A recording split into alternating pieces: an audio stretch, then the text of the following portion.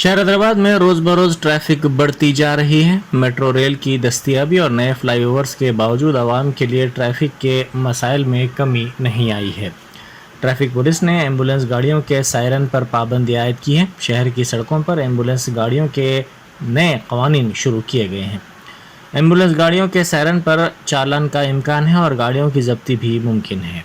90% of the ambulances ఈ misuse అవుతున్నాయి అనమాట. అంటే దీంట్లో కూడా మ్యాక్సిమం ఏంటంటే ఎవరు చనిపోయిన వాళ్ళ డెడ్ బాడీస్ తీసుకెళ్ళటం, లేకపోతే కనుక స్టాఫ్ నర్సులు సిస్టర్లు వాళ్ళు కూర్చొని వాళ్ళు వెళ్ళటం, లేకపోతే డ్రైవర్ ఖాళీగా వెళ్తూ కూడా అంబులెన్సెస్ ఇది చేయటం అనేది.